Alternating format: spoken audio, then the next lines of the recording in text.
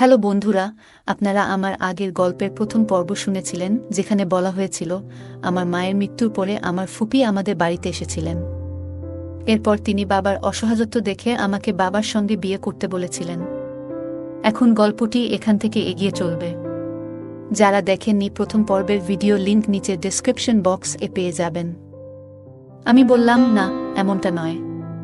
ছোটবেলা থেকেই আমি ভাবতাম বড় হয়ে এমন একজন জীবনসঙ্গী চাই যিনি বাবার মতোই হবেন। কিন্তু ভাগ্যের কি খেলা, আপনাকেই আমার জীবনসঙ্গী হিসেবে পেয়েছি। আমি আপনাকে খুব ভালোবাসি বাবা। আমি চেষ্টা করব আপনাকে সবসময় সুখী রাখতে। বাবা শান্ত স্বরে বললেন, তোমার কথা ঠিকই আছে। আমি তোমার বাবা হলেও এখন থেকে আমাদের সম্পর্ক এক নতুন রূপ নেবে। কিছুদিন আগে পর্যন্ত যাকে বাবা বলে ডেকেছি তার ভূমিকা আমার জীবনে এখন বদলে যাচ্ছে। আমি ভেবেছিলাম তাকে বাবা বলেই ডাকব, কিন্তু আমাদের সম্পর্ক ধীরে ধীরে অন্য রূপ নিতে শুরু করেছে। আমি লাজুকভাবে বললাম, আমি চেষ্টা করব। তার মুখে আনন্দের ঝিলিক ফুটে উঠল। তিনি আমার মুখ তুলে বললেন, এবার নিজের মনে একটা বিষয় স্থির করে নাও। আমি এখন থেকে চাই তুমি আমাকে এমনভাবে ডাকো যেমন তোমার মা আমাকে ডাকতেন। আমি লজ্জা পেয়ে মৃদু হেসে বললাম, আমি চেষ্টা করব। আমার চোখে ধীরে ধীরে তার প্রতি এক নতুন দৃষ্টিভঙ্গি স্পষ্ট হচ্ছিল। আমাদের সম্পর্ক আর বাবা মেয়ের মধ্যে সীমাবদ্ধ থাকল না। আমি বুঝে গেলাম এখন থেকে তিনি আমার জীবনের নতুন এক অধ্যায়ের সঙ্গী হতে চলেছেন। তার চোখে আমার প্রতি এক গভীর দৃষ্টিভঙ্গি ছিল, যা আমার মনে এক নতুন অনুভূতির জন্ম দিচ্ছিল। আমি নিজের লজ্জা লুকাতে ব্যস্ত হয়ে পড়লাম, কিন্তু ভেতরে ভেতরে এক অদ্ভুত উত্তেজনা অনুভব করছিলাম। যখনই আমাদের চোখে চোখ পড়ত, আমি লাজুকভাবে চোখ সরিয়ে নিতাম, কিন্তু কিছু সময় পরে আবার তার দিকে তাকিয়ে দেখতাম তিনি মৃদু হাসছেন। এই মুহূর্তগুলো আমাদের মধ্যে এক নতুন ধরনের সংযোগ তৈরি করছিল। একদিন ছেলেমেয়েরা একটা জিনিস চাওয়ার জন্য জেদ করতে লাগল। বাবা তাদের সেই মুহূর্তে তা দিতে রাজি হলেন না। তখন দুই সন্তান আমার দিকে তাকিয়ে বলল, মা, তুমি এনে দাও না। আমি হেসে বললাম, ঠিক আছে, নিয়ে নিও। তারা খুশিতে উজ্জ্বল হয়ে উঠল। কিন্তু তখন ছোট মেয়ে বলল, থাক মা, বাবা রাগ করবেন। আমি হেসে বললাম, বাবা রাগ করবেন না, এবং বাবার দিকে তাকিয়ে একবার মৃদু হাসলাম। বাবা কিছু বললেন না, শুধু হাসলেন। আমাদের সম্পর্কের মিষ্টি মুহূর্তগুলো এইভাবে এগিয়ে চলছিল। পরে আমরা একটি আইসক্রিম কাউন্টারে গিয়েছিলাম। বাবা সবার জন্য আইসক্রিম আনলেন এবং আমাকে নিজ হাতে আইসক্রিম খাওয়াতে শুরু করলেন। আমি লজ্জায় একটু হেসে বললাম, এটা বেশ ভালো লাগছে। বাবা মজা করে বললেন, তোমাদের মেয়েদের তো ক্রিমি আইসক্রিমই বেশি পছন্দ। এবার থেকে তোমাকে প্রতিদিন ভালো মানের ব্ল্যাক চকোবার আইসক্রিম খাওয়াবো। বাবার কথার অর্থ বুঝতে পেরে আমি একটু লজ্জা পেলাম। তার চোখে মিষ্টি হাসি দেখে আমি বুঝতে পারলাম আমাদের মধ্যে এক নতুন ধরনের সম্পর্ক তৈরি হয়েছে। আমরা সেদিন অনেকক্ষণ ঘুরলাম এবং রাতে খাবার প্যাক করিয়ে বাড়ি ফিরলাম। বাড়িতে আমি খাবার গুছিয়ে সবাইকে ডাকলাম। বাবা বললেন, নিশি, তুমি এসো, একসঙ্গে খাই। আমি হেসে বললাম, আপনারা খান, আমি পরে খাবো। বাবা জোর দিয়ে বললেন, না, তুমি আমার সঙ্গে বসে খাবে। আমি খাওয়ার টেবিলে খাবার দিতে গিয়ে সামান্য ঝুঁকলাম, তখন আমার শাড়ির আঁচল একটু সরে গেল। আমি তাড়াতাড়ি ঠিক করে নিলাম। বাবা মৃদু হেসে বললেন, তুমি আসলেই সবকিছু এত যত্ন নিয়ে করো। সেদিন যখন বাবাকে দেখলাম, তিনি আমার দিকে একদৃষ্টে তাকিয়ে আছেন। আমি লজ্জায় লাল হয়ে গেলাম। তার চোখ আমার চোখের সঙ্গে মিলতেই আমি মৃদু হেসে নিজের শাড়ির আঁচল ঠিক করে নিলাম। বাবা আমাকে পাশে বসতে বললেন, আর আমি কেন জানি না, না করতে পারলাম না। আমরা একসঙ্গে একই প্লেটে খেতে শুরু করলাম। এমন সময় বাবা চুপিসারে আমার হাতে খাবার দিলেন, আর আমিও তাকে খাইয়ে দিলাম। এই মুহূর্তগুলো যেন এক অদ্ভুত রোমান্টিক অনুভূতিতে ভরা ছিল। দুই সন্তান খুব ক্লান্ত ছিল এবং ঘুমে ঢুলছিল। আমি বললাম, আমি ওদের ঘুম পাড়িয়ে দিচ্ছি। তাদের শুইয়ে দিয়ে এসে দেখি বাবা এখনো বসে আছেন। আমি বললাম, আপনি একটু বিশ্রাম নিয়ে নিন। বাবা ঘরে চলে গেলেন, আর আমি রান্নাঘরে বাকি কাজ শেষ করতে ব্যস্ত হয়ে পড়লাম। রাত হয়ে গেল, বাবা ঘুমাননি। আমি বুঝতে পারছিলাম তিনি বারবার আমার কাছে আসার চেষ্টা করছেন। আমি ভাবলাম বাবাকে এক কাপ দুধ দিয়ে আসি, কিন্তু ঘরে গিয়ে বলবো নাকি এখান থেকেই জিজ্ঞেস করব, এই নিয়ে দ্বিধায় পড়ে গেলাম। অবশেষে বাইরে থেকেই ডেকে বললাম, শুনছেন রিঙ্কির বাবা, আপনার জন্য কি গরম এক কাপ দুধ দেব? সেদিন অজান্তে প্রথমবার আমি তাকে রিঙ্কির বাবা না ডেকে শুনছেন ই বলে ডাকলাম, যেভাবে মা বাবাকে ডাকতেন। সেদিন যখন আমি বাবাকে ডাকলাম তখন অজান্তে এমন কিছু বলে ফেলেছিলাম যা আমাকে লজ্জায় ডুবিয়ে দিল। আসলে আমি তাকে প্রথমবার স্বামী হিসেবে সম্বোধন করেছিলাম। নিজেই নিজের কথায় লজ্জিত হয়ে পড়েছিলাম। বাবা ভেতর থেকে মজা করে বললেন, প্রিয়াজি, কি জানতে চাইছেন? তার এমন কথা শুনে আমার লজ্জার দ্বিগুণ হয়ে গেল। কিছু বলতে পারলাম না। তখনই তিনি বাইরে এলেন। তার মুখে এক মিষ্টি হাসি ছিল। তাকে সামনে দেখে আমার হৃদস্পন্দন যেন দ্রুত হতে লাগল। আমি ঘাবড়ে গিয়ে এদিক ওদিক তাকিয়ে কোনোভাবে বললাম, ওই, আমি দুধ দিতে এসেছি। তিনি মুচকি হেসে আমার কানে ফিসফিস করে বললেন, প্রিয়াজি, আপনার আদেশ আমাদের মাথায়। আমরা তো আপনার সেবক। তার এমন মজার কথা শুনে আমি লজ্জায় রাঙা হয়ে গেলাম। কিছু বলতে না পেরে তাড়াতাড়ি সরে এলাম। কিন্তু তার সেই কথাগুলো বারবার মনে পড়ছিল, আর আমি লজ্জায় আর আনন্দে মুচকি হাসছিলাম। আমি রান্নাঘরে গিয়ে এক গ্লাস দুধ গরম করে তাকে দিলাম। তিনি বললেন, মনে হচ্ছে তুমি এতে চিনি দাওনি। আমি বললাম, না, দিয়েছি তো। তিনি গ্লাসটা আমার দিকে বাড়িয়ে বললেন, তাহলে নিজেই একবার চেখে দেখো। আমি একটু চেখে দেখে বললাম, চিনি তো ঠিকই আছে। তখন তিনি মুচকি হেসে বললেন, তোমার খাওয়ার পরেই এটা মিষ্টি হয়ে গেছে। তার এমন মজার কথা শুনে আমি এত লজ্জা পেলাম যে তাড়াতাড়ি নিজের ঘরে চলে এলাম। তার কথা মনে পড়তেই আবার মুচকি হাসি ফুটে উঠল। বাবা এতটা মজার হতে পারেন তা আগে কখনো কল্পনা করিনি। ঠিক তখনই ফুপির ফোন এলো। আমি ফোন তুলে গল্প করতে লাগলাম। গল্পের মাঝখানে ফুপি জিজ্ঞেস করলেন, ভাবি, সব ঠিকঠাক তো? সেদিন আমি বাইরে গিয়ে ফুপির সঙ্গে কথা বলতে শুরু করলাম।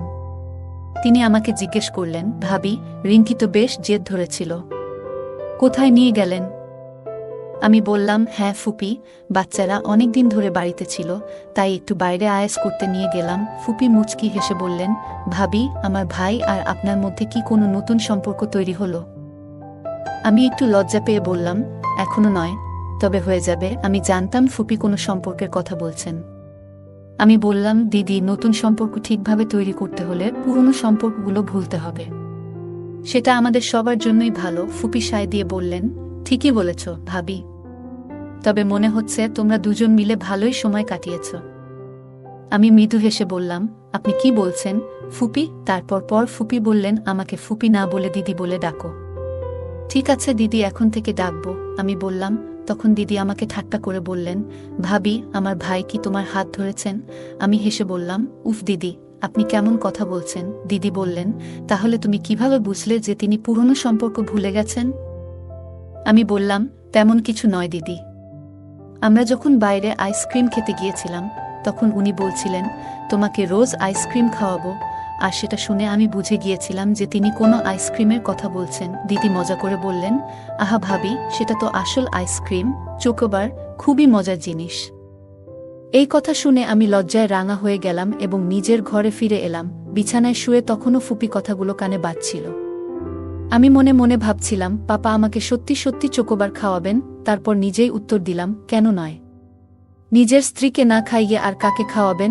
আমি শুয়ে শুয়ে ভাবতে লাগলাম, দিদি কি পাপার সঙ্গে আমাদের সম্পর্কের কথা বলেছিলেন? পাপার আজকের আচরণ দেখে মনে হচ্ছে তিনি নিশ্চয়ই কিছু আলোচনা করেছেন। এত ভাবনার মাঝেও একটা প্রশ্ন আমাকে তাড়া করছিল, পাপা কি সত্যি আমাকে তার স্ত্রী হিসেবে ভাবতে শুরু করেছেন? সকালবেলা আমি বসে বসে ভাবছিলাম, পাপা কি সত্যিই আমাকে তাদের সন্তানদের মা হিসেবে দেখতে চান? কিছুক্ষণ চিন্তাভাবনার পর নিজেই উত্তর পেয়ে গেলাম।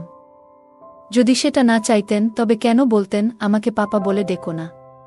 আমি তোমার বাবা নই, আমি তোমার সন্তানের বাবা। এটা পরিষ্কার ছিল যে তিনি আমাকে সন্তানদের মা হিসেবে দেখতে চান। পরের দিন সকালে বাচ্চারা স্কুলের জন্য তৈরি হয়ে বেরিয়ে পড়ল। পাপা তখনও ঘুমাচ্ছিলেন। আমি ভাবলাম, কেন না বুয়াকে ফোন করে জেনে নিই তিনি পাপার সঙ্গে আমাদের বিয়ের ব্যাপারে কথা বলেছেন কিনা। আমার মনে নানা প্রশ্ন ঘুরছিল, তাই আর অপেক্ষা না করে ফোন করলাম। আমি বললাম, দিদি নমস্কার। বুয়া হাসতে হাসতে বললেন, কি ভাবি, আবার বুয়া? ঠিক করে বলো। আমি একটু লজ্জা পেয়ে বললাম, সরি দিদি। দিদি বললেন, বলতো, এত সকালে আমাকে কি মনে পড়ল? আমি বললাম, দিদি, আসলে কিছু বুঝতে পারছি না কিভাবে আপনার সঙ্গে বলবো। দিদি মিষ্টি গলায় বললেন, ভাবি, কি হয়েছে বলো তো? আমি বললাম, দিদি, আপনার কি পাপার সঙ্গে কোনো কথা হয়েছে? দিদি মজা করে বললেন, কেন ভাবি, এত তাড়াতাড়ি কিসের এত উৎসাহ? আমি লজ্জা পেয়ে বললাম, দিদি, তেমন কিছু না। আমি জানতে চাইছিলাম আপনি কি তার সঙ্গে আমাদের সম্পর্ক নিয়ে কথা বলেছেন? দিদি বললেন, হ্যাঁ ভাবি, কথা তো হয়েছেই। তোমার কি মনে হয়? আমি তো জানতাম পাপা শুনেই খুশি হয়ে যাবেন। আমি অবাক হয়ে বললাম, তবে কি সত্যিই পাপা রাজি হয়েছেন? দিদি মুচকি হেসে বললেন, ভাবি, তোমার কি মনে হয় পাপা না বলবেন? এই কথাগুলো শুনে আমার মন শান্ত হলো। মনে মনে ভাবলাম, পাপা সত্যিই খুশি। হয়তো এটাই আমাদের নতুন জীবনের শুরু। দিদি বললেন, ভাবি, এটা তো সম্ভবই নয় যে কেউ আমার ভাবির এই সম্পর্ককে প্রত্যাখ্যান করবে। আরে ভাবি, দাদা তো এত খুশি যে তা ভাষায় বোঝানো যাবে না। আর শোনো ভাবি, তোমাকে একটা কথা বলি, দাদা নিজেই আমাকে বলেছিল তোমার সঙ্গে কথা বলতে।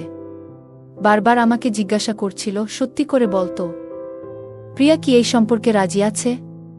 দিদি কথা শুনে আমি ভীষণ লজ্জা পেলাম। মনে হলো পাপা আমাকে তার জীবনসঙ্গী বানানোর জন্য এতটাই উদ্গ্রীব। এমন সময় পাপার গলা শুনে আমি বললাম, দিদি, পরে কথা বলবো, এবং ফোনটি রেখে দিলাম। আমি তখন রান্নাঘরে ছিলাম। হঠাৎ পাপা এসে পিছনে দাঁড়ালেন। তিনি বললেন, প্রিয়া, বলো তো, আমি কি তোমার একটু সাহায্য করতে পারি? আমি লজ্জায় কিছু বলতেই পারছিলাম না। শুধু বললাম, আমি করতে পারবো। আপনি যান। পাপা হেসে বললেন, তাড়াতাড়ি তৈরি হয়ে নাও, আমরা বাইরে কোথাও ঘুরতে যাব। এটা বলেই তিনি চলে গেলেন। তার চলে যাওয়ার পর আমি একটু স্বস্তি পেলাম। আমার মনে হচ্ছিল এখন আর বেশি দিন নেই যখন আমার ঘরের ঠিকানা পাপার ঘরে বদলে যাবে। আমি যখন তৈরি হয়ে বাইরে বেরোলাম, তখন দেখি পাপার কাছে কারো ফোন এসেছে। সেই ফোন পেয়ে তাকে অন্য কোথাও কাজে যেতে হলো। আমি তখন জামাকাপড় বদলে গৃহস্থালির কাজে মন দিলাম। ঘর পরিষ্কার করার পর পাপার ঘরে তার কাপড় আনতে গেলাম। বিকেলে দরজার ঘণ্টা বাজল। আমি মনে মনে হাসতে হাসতে ভাবলাম তিনি এসেছেন, এবং দরজার দিকে ছুটে গেলাম। মনে হচ্ছিল বহুদিন পর যেন নিজের প্রিয়জনকে দেখব। দরজা খুলে দেখি সামনে পাপা নন, অন্য কেউ দাঁড়িয়ে। পাপার বদলে অন্য কাউকে দেখে আমার মুখ মলিন হয়ে গেল। আমি জিজ্ঞেস করলাম, জি, আপনি কাকে খুঁজছেন? সামনের লোকটি বলল, ম্যাডাম, কুরিয়ার আছে। এটি এই নামে পাঠানো একটি চিঠি। আমি বললাম, উনি তো এখন বাড়িতে নেই। ছেলেটি বলল, আপনি কে? আমি হেসে বললাম, আমি উনার স্ত্রী। এটা বলতে গিয়ে আমার মনে একটু অন্যরকম আনন্দ হচ্ছিল। জীবনে প্রথমবার কাউকে বললাম যে আমি পাপার স্ত্রী। কিছুক্ষণ পর পাপা বাড়ি ফিরলেন। হয়তো কোনো জরুরি কাজ ছিল যে কারণে দেরি হয়ে গেল। উনি ফিরে এসে সোজা নিজের ঘরে গিয়ে ফ্রেশ হতে লাগলেন। এই ফাঁকে আমি খাবার টেবিলে সব প্রস্তুত করলাম। সব রেডি করার পর পাপাকে বাইরে থেকে ডাক দিলাম, শোনো রিঙ্কির বাবা, খাবার রেডি। একদিনের মধ্যেই আমি যেন মায়ের মতো কথা বলতে শিখে গেছি। এখন আমার আর মায়ের মধ্যে খুব বেশি পার্থক্য নেই। আমি ভাবছিলাম, যা কিছু আগে মায়ের ছিল, এখন সবই যেন আমার হয়ে গেছে। এই বাড়ির প্রতিটি জিনিস, বাচ্চারা, শোবার ঘর, এমনকি মায়ের জীবনসঙ্গীও। যে হৃদয়ে এতদিন মা বাস করতেন, এখন সেখানে আমি স্থান পেয়েছি। এমনকি বলা যায় আমি সেখানে পুরোপুরি জায়গা করে নিয়েছি। বাচ্চারা ও পাপা সবাই ডাইনিং টেবিলে চলে আসার পর পাপা মজা করে বললেন, কি খবর আমাদের নতুন সরকার? পাপার এমন কথা শুনে আমি লজ্জায় পড়ে গেলাম। আস্তে করে বললাম, এই কি যে বলেন? পাপা হাসতে হাসতে বললেন, তাহলে আর কে হবে রিঙ্কির মা? এখন তুমিই তো সেই দায়িত্ব পালন করবে ম্যাডাম। আমি হেসে বললাম, হ্যাঁ হ্যাঁ, করতে হবে তো। তারপর আমি কিচেনে খাবার আনতে গেলাম।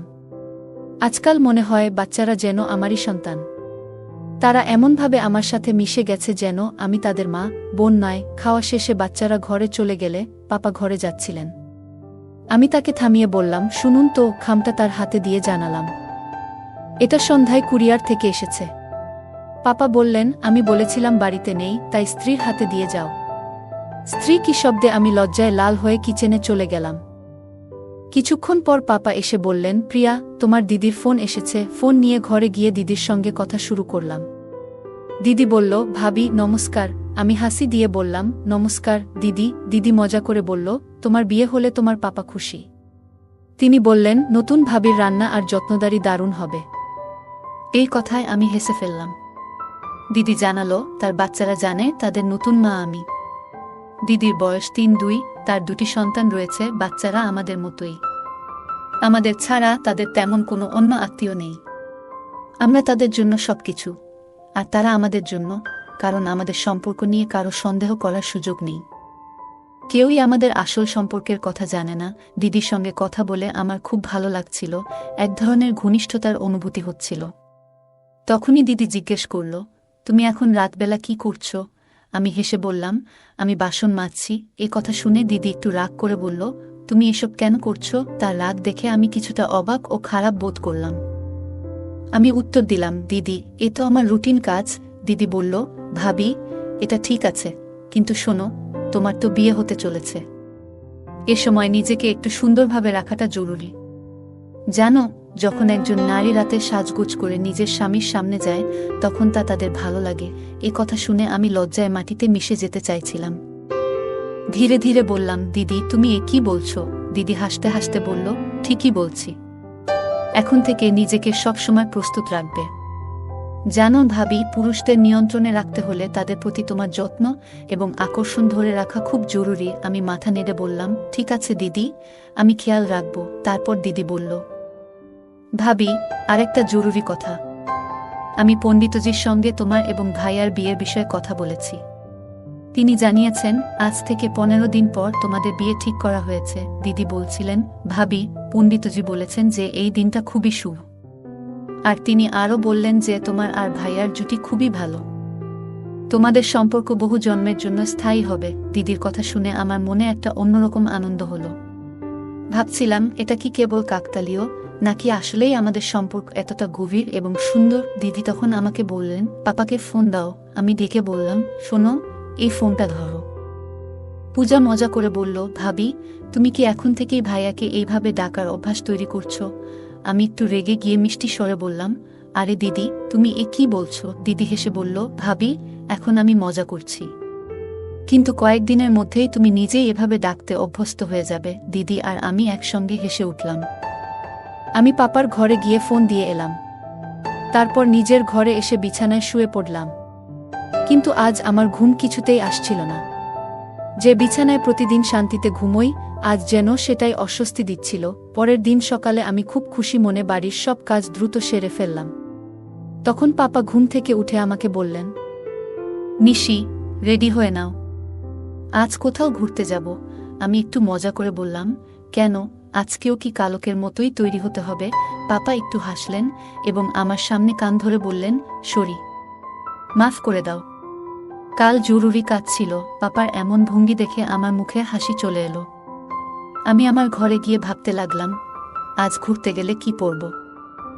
এমন কিছু পরতে চাইছিলাম যা পাপার পছন্দ হবে, কিন্তু আবার কি পরব সেটা বুঝতে পারছিলাম না। ঠিক তখনই পাপা আমার ঘরে এলেন এবং বললেন, তুমি এখনো তৈরি হলে না? আমি বললাম, দেখো তো, কিছুই বুঝতে পারছি না, কি পরব? তুমি বলো না, কি পরব? পাপা মায়ের ওয়ার্ড্রোব থেকে একটি সুন্দর কালো শাড়ি বের করলেন এবং আমার দিকে এগিয়ে দিয়ে বললেন, এইটা পরো। পাপা বললেন, এই শাড়িটা পরো, তোমার ওপর দারুণ মানাবে। আমি পাপার হাত থেকে শাড়িটা নিয়ে তাড়াতাড়ি তৈরি হতে শুরু করলাম। সেদিন মায়ের কালো রঙের সুন্দর শাড়ি এবং তার সাথে মানানসই ব্লাউজ পরেছিলাম। শাড়ির সঙ্গে মিলিয়ে চুড়ি, কানের দুল এবং একটি লাল টিপ পরেছিলাম। সাজগোজের পর মনে হচ্ছিল আজ যেন আমার চেয়ে বয়সে বড় দেখাচ্ছে। পরে পাপা এসে গেলেন। আমি আস্তে করে জিজ্ঞেস করলাম, আপনি এসে গেছেন? পাপা হেসে উত্তর দিলেন, আর কিছু না বলে শুধু মৃদু হাসলেন। তার হাতে একটি ছোট বাক্স ছিল। তিনি বাক্সটা আমার দিকে এগিয়ে দিয়ে বললেন, নিশি, এটা তোমার জন্য উপহার। আমি পাপার হাত থেকে বাক্সটা নিয়ে মুচকি হেসে খুললাম। বাক্স খুলতেই দেখলাম তাতে সোনার সুন্দর গয়না। বাক্স খুলতেই দেখলাম ভেতরে দুটি খুব সুন্দর বালা। বালা দেখে আনন্দে উচ্ছ্বাস প্রকাশ করে বললাম, ওয়াহ, কি সুন্দর বালা এগুলো। তারপর বললাম, আপনার জন্য একটু পানি নিয়ে আসি। পাপা আমাকে থামিয়ে বললেন, প্রিয়া, দিদির সাথে কি তোমার কথা হয়েছে? আমি বুঝতে পারছিলাম পাপা কি বিষয়ে জিজ্ঞেস করছেন, তবুও জিজ্ঞাসা করলাম, কোনো বিষয়ে পাপা? পাপা বললেন, পূজা কি তোমাকে কোনো তারিখের ব্যাপারে কিছু বলেছে? আমি মৃদু হেসে লজ্জায় মাথা নিচু করে বললাম, জি পাপা। আমার মুখ থেকে জি শুনে পাপা আমার কাছে এগিয়ে এসে বললেন, প্রিয়া, তোমার কোনো আপত্তি নেই তো? আমি কি বলবো বুঝতে পারছিলাম না। আমার লজ্জায় মাথা নিচু হয়ে গেল। পাপার সামনে এইভাবে দাঁড়িয়ে থাকতে খুব অস্বস্তি হচ্ছিল। আমার মুখ পুরো লাল হয়ে উঠেছিল। পাপা কিছু বলার জন্য মুখ খুলছিলেন, ঠিক তখনই রিঙ্কি এসে পড়ল। লজ্জা লুকিয়ে আমি বললাম, আমি আপনার জন্য পানি নিয়ে আসছি। এটা বলে আমি দ্রুত রান্নাঘরের দিকে চলে গেলাম। রিঙ্কি পাপার কাছে গিয়ে জিজ্ঞেস করল, পাপা, আমি কেমন দেখাচ্ছি? পাপা তাকে কোলে তুলে নিয়ে আদর করে বললেন, খুব সুন্দর দেখাচ্ছ। তখন রিঙ্কি বলল, আমি সুন্দর দেখাচ্ছি বলেই আপনি আমাকে কোলে তুলেছেন। তাহলে মাকে সুন্দর দেখাচ্ছিলেন, তখন কেন তাকে কোলে তুললেন না? আপনি কি মিথ্যা বলছেন যে মা সুন্দর? রিঙ্কির প্রশ্ন শুনে আমি লজ্জায় মাটির সঙ্গে মিশে যেতে চাইছিলাম। তাকে মৃদু বকাঝকা করে বললাম, তুই কি সব বলিস? যা, এখানে থেকে যা। পাপার দিকে তাকালাম। তিনি মুচকি হাসছিলেন। আমি আর তার চোখের দিকে তাকাতে পারছিলাম না। দ্রুত সেখান থেকে বের হয়ে এলাম। কিছুক্ষণ পর পাপাও তৈরি হয়ে বের হলেন। আমি তখনও তার চোখে চোখ রাখতে পারছিলাম না, কিন্তু পাপা আমার দিকে তাকিয়ে হাসছিলেন। তারপর আমরা সবাই বাজারে কেনাকাটার জন্য বের হলাম। আজ পাপার সঙ্গে বের হতে এক অদ্ভুত অনুভূতি হচ্ছিল। আজ শপিংয়ে যাওয়ার সময় মনে হচ্ছিল যেন পাপার সঙ্গে নয়, আমার নিজের স্বামী আর সন্তানদের সঙ্গে যাচ্ছি। আমরা একটি মলে গিয়েছিলাম, যেখানে পাপা আমার জন্য শাড়ি বেছে দিলেন এবং বিয়ের একটি সুন্দর পোশাকও পছন্দ করলেন। শপিং করতে গিয়ে আমি বুঝলাম, আমার এবং পাপার পছন্দ একেবারে মিলে যায়। যেই শাড়িটা আমার পছন্দ হয়েছিল সেটাই পাপারও পছন্দ। আমাদের পছন্দ এতটা মিলে যাওয়া দেখে মনে হচ্ছিল আমি সত্যিই পাপার জন্যই তৈরি হয়েছি। পাপা শাড়ির ব্লাউজগুলো খুবই সুন্দর ডিজাইন করে সেলাই করার জন্য দিয়ে দিলেন। এতে আমার কোনো আপত্তি ছিল না, কারণ এগুলো তো তাকে দেখানোর জন্যই পরব। আমরা বাইরে থেকেই খাওয়া দাওয়া সেরে বাড়ি ফিরে এলাম। রাতে নিজের বিছানায় শুয়ে পাপার কথা ভাবতে লাগলাম। আমার চোখে ঘুম ছিল না। তখন উঠে দেখলাম পাপার ঘরের লাইট জ্বলছে। ভাবলাম পাপাও হয়তো জেগে আছেন। হয়তো তারও আমার মতো ঘুম আসছে না, কারণ আমাদের বিয়ে হতে চলেছে। বিয়ের আগে কারি বা ঘুম আসে? সকালে আমি বাচ্চাদের স্কুলের জন্য প্রস্তুত করছিলাম। রিঙ্কি বায়না ধরল, মা, আজ তুমি আমাকে স্কুলে পৌঁছে দাও। বাড়ির কাজ থাকায় বোঝালাম, তুমি নিজে চলে যাও, কিন্তু সে জিদ ধরে বলল, পাপার সঙ্গে যাব। পাপা তখনও ঘুমাচ্ছিলেন। ঘরে গিয়ে ডাকলাম, শুনছ? উঠে বাচ্চাদের স্কুলে দিয়ে আসো। পাপা বললেন, ওরা তো ভ্যানে যাবে। আমি জোর দিয়ে বললাম, না, তোমাকেই যেতে হবে। পাপা কাপড় পরতে পরতে বললেন, যা হুকুম সরকার। এই কথায় আমি হেসে বললাম, তাড়াতাড়ি করো, দেরি হচ্ছে। আমি এখন পাপার সঙ্গে একজন স্ত্রীর মতোই আচরণ করছি, যেন বাড়ির সব দায়িত্ব আমার। পাপা বাচ্চাদের স্কুলে ছেড়ে যাওয়ার পর আমি ঘরের কাজে মন দিলাম। পাপার ঘর গুছাতে গিয়ে মোবাইল বেজে উঠল। দিদি ফোন করেছিল। দিদি হাসতে বললেন, ভাবি, ভাইয়াকে নিজের ইশারায় নাচানো শুরু করেছেন নাকি? আমি মুচকি হেসে উত্তর দিলাম, রিঙ্কি একটু জিদ করছিল তাই। পাপা ফিরে এসে বললেন, প্রিয়াজি, আজ একটু ঘুরে আসি। আমি রাজি হয়ে প্রস্তুতি নিতে গেলাম। হঠাৎ ভাবলাম পাপার পছন্দের পোশাক পরি। তাকে জিজ্ঞেস করলাম, কি পরব বলুন তো? পাপা আমার জন্য লাল শাড়ি বেছে দিলেন। তিনি আমার দিকে তাকিয়ে মুচকি হেসে ঘর থেকে বেরিয়ে গেলেন। আমি লাল রঙের শাড়িটি পরে নিলাম আর চুল খুলে রাখলাম, কারণ আমি জানি পাপা আমার খোলা চুল খুব পছন্দ করেন। আমি যখন বাইরে এলাম, পাপা শুধু আমার দিকেই তাকিয়েছিলেন। আমি হাসতে হাসতে বললাম, এভাবেই দেখবেন নাকি চলবেন? পাপা হেসে বললেন, চলো, তবে আগে পাশে কিছু টাকা রেখে দাও। আমি জানতে চাইলাম, কত টাকা? পাপা বললেন, সরকার, আপনার ইচ্ছেন তোই রাখুন। শপিং তো আপনি করবেন, আমরা তো কেবল আপনার চাকর। মালকিনের কাছে এমন কিছু প্রশ্ন করার সাহস আমাদের নেই। পাপার কথা শুনে আমার গাল লজ্জায় লাল হয়ে গেল। আমি মুচকি হেসে বললাম, এই রকম কথা বলা আপনি শিখেছেন? তারপর আমি আলমারি থেকে কিছু টাকা নিয়ে পাপার সঙ্গে বেড়াতে বেরিয়ে পড়লাম। পাপা গাড়ি চালিয়ে শহরের বাইরে একটি নির্জন জায়গায় নিয়ে এলেন। সেখানে একটি পুরনো দুর্গ ছিল। পাপা বললেন, প্রিয়া, তোমার ছবি তোলার জন্যই এখানে নিয়ে এসেছি। আমি বললাম, এটা তো বাড়িতেও করতে পারতেন। পাপা হেসে বললেন, বাইরের সবুজের মধ্যে ছবি আরও সুন্দর আসবে। পাপার কথা শুনে আমি মৃদু হেসে বললাম, ঠিক আছে, চলুন। পাপা আমার কানের কাছে এসে ফিসফিসিয়ে বললেন, ভয় লাগছে না তো? আমি মুচকি হেসে বললাম, আপনি যখন পাশে আছেন তখন আর ভয় কিসের? পাপা বললেন, যে কেউ তোমার প্রেমে পড়তে পারে। আমি নিজেকে খুব ভাগ্যবান মনে করি যে তুমি আমাকে পেয়েছ। পাপার এই কথা শুনে আমি লজ্জায় চোখ নামিয়ে বললাম, কত মিথ্যে কথা বলেন আপনি। আমি এত সুন্দর নই, আমি খুব সাধারণ চেহারার মেয়ে। বাবা বললেন, চলো বাইরে একটু হাঁটি। আমি চুপচাপ সম্মতি দিলাম এবং বাইরে একটা আম গাছের দিকে ইশারা করলাম। আমরা গাছটার নিচে গেলাম। বাবা তখন মোবাইল বের করে বললেন, একটু দাঁড়াও, তোমার ছবি তুলতে চাই। আমি পোজ দিলাম আর বাবা ছবি তুললেন। ছবি তোলার সময় বাবা নিজেও কিছু পোজে আমার সঙ্গে ছবি তুললেন। হঠাৎ তিনি পকেট থেকে ছোট্ট একটা বাক্স বের করলেন। বাক্সটা খুলে দেখলাম একটা আংটি। বাবার চেহারায় তখন এক অদ্ভুত কোমলতা। তিনি বললেন, প্রিয়া, এই আংটি তোমার জন্য। আমি চাই তুমি এই সম্পর্ককে নতুনভাবে গ্রহণ করো। আমি হতভম্ব হয়ে দাঁড়িয়েছিলাম। বাবা আমার হাত ধরে আংটিটা পরিয়ে দিলেন। লজ্জায় আমি দৌড়ে চলে এলাম। বাবা আমার পেছন পেছন এলেন এবং বললেন, প্রিয়া, তোমার উপস্থিতি আমার জীবনে একটা নতুন অর্থ এনেছে। তোমাকে ছাড়া আমি আর এক মুহূর্ত থাকতে পারবো না। এরপর আমরা অনেক কথা বললাম।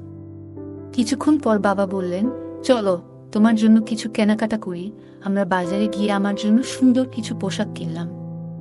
বাবা বারবার বলছিলেন, তোমার মতো সুন্দর মেয়ে যদি সুন্দর পোশাক না পরে তাহলে কিভাবে হবে? আমি তার কথায় হাসলাম, আবার একটু লজ্জাও পেলাম। বাবার সাথে কাটানো প্রতিটি মুহূর্ত যেন বিশেষ হয়ে উঠছিল। বাবা বললেন, প্রিয়া, আমাদের বিয়ের পর তোমার পছন্দমতো নতুন ফার্নিচার কিনে তোমার জন্য নতুন ঘর সাজাবো। এই কথায় আমি এক মুহূর্ত থেমে তাকে জিজ্ঞেস করলাম, তোমার কি মনে হয় আমি তোমার সঙ্গী হতে পারবো? বাবা গভীরভাবে আমার চোখের দিকে তাকিয়ে বললেন, তুমি আমার জীবনের সবচেয়ে বড় প্রেরণা। বাবা বললেন, চলো, বাড়ির জন্য কিছু নতুন জিনিস কিনি। কেনাকাটা সেরে আমরা বাড়ি ফিরলাম। তখনই বাচ্চারা বাড়ি এলো আর আমি ঘরের কাজে ব্যস্ত হয়ে পড়লাম। হঠাৎ বাবার ফোনে কল এলে তিনি দেখা করতে বাইরে চলে গেলেন। আমি ঘর গুছানোর সময় ভাবছিলাম, এই বাড়ি এখন আমারও। পুরনো অ্যালবাম দেখতে গিয়ে বাবার সঙ্গে মায়ের একটি ছবি দেখে অদ্ভুত অস্বস্তি হল। মনে হলো বাবার পাশে থাকার অধিকার কেবল আমার। চিন্তা সরিয়ে রাতের খাবার তৈরি করতে লাগলাম। কিছুক্ষণের মধ্যেই বাবা ফিরে এলেন আর আমি খাবার টেবিল সাজালাম। আমি বাবাকে ডাকার জন্য তার ঘরে গিয়েছিলাম। তখন বাবা বললেন, নিশি, তোমার কেনা পোশাকগুলো পরে দেখেছ? মাপ ঠিক আছে তো? আমি লজ্জায় মুখ নামিয়ে বললাম, হ্যাঁ, সব ঠিক আছে। বাবা আবার বললেন, একবার পরে দেখো, ভালো লাগবে। আমি তখন মৃদু হাসলাম এবং বললাম, পরে দেখব। খাবার টেবিলে সবাই একসঙ্গে বসেছিলাম। বাবা মাঝে মাঝে আমাকে দিকে তাকিয়ে হাসছিলেন আর আমি লজ্জায় চোখ নামিয়ে নিচ্ছিলাম। সেদিনের পুরো সন্ধ্যাটা আমার কাছে বিশেষ হয়ে উঠেছিল। মনে হচ্ছিল আমাদের জীবনে এক নতুন অধ্যায় শুরু হতে চলেছে। রাতের খাবারের পর আমি বাচ্চাদের ঘুম পাড়িয়ে রান্নাঘরে কিছু কাজ গুছাতে গেলাম। হঠাৎ পেছন থেকে বাবার কণ্ঠ শুনতে পেলাম, নিশি, তুমি কি জানো তুমি কতটা বদলে গেছ? আমি ঘুরে তাকালাম এবং মৃদু হেসে বললাম, আপনার কথার মানে কি বাবা? বাবা বললেন, তোমার হাসি, তোমার যত্ন, এগুলো যেন আমার জীবনের সব ক্লান্তি মুছে দেয়। আমি লজ্জায় মাথা নিচু করে বললাম, আপনি এমন কথা বলছেন কেন? বাইরে রিঙ্কি যদি শোনে তাহলে কি ভাববে? বাবা আমার দিকে তাকিয়ে বললেন, তোমার উপস্থিতি আমার জীবনের সবচেয়ে বড় আশীর্বাদ। আমি আর কিছু বলতে পারলাম না, শুধু হেসে রান্নাঘরের কাজ চালিয়ে গেলাম। কিছুক্ষণ পর বাবা আবার বললেন, নিশি, জানো, আমি তোমার মতো জাদুকরি মেয়ে কখনো দেখিনি। তুমি আমার জীবনের সবকিছু পাল্টে দিয়েছ। এই কথা শুনে আমি লজ্জায় রান্নাঘর ছেড়ে বেরিয়ে এলাম। বন্ধুরা, আজকের গল্প এখানেই শেষ। কিন্তু এরপর কি হলো সেটা জানতে হলে অপেক্ষা করতে হবে পরবর্তী পর্বের জন্য। যদি আপনারা বেশি করে কমেন্ট করেন যে পরের পর্ব চাই, তাহলে দ্রুতই আপলোড করে দেব। আমাদের চ্যানেলে আরও অনেক সুন্দর গল্প আপলোড করা আছে, সেগুলো দেখে আসতে পারেন। আর অন্য কোনো বিশেষ গল্প শুনতে চাইলে অবশ্যই কমেন্টে জানাবেন। আপনাদের মতামত আমাদের কাছে অনেক মূল্যবান। গল্পগুলো ভালো লাগলে আমাদের চ্যানেলটি সাবস্ক্রাইব করুন এবং গল্পটি শেয়ার করতে ভুলবেন না। ধন্যবাদ।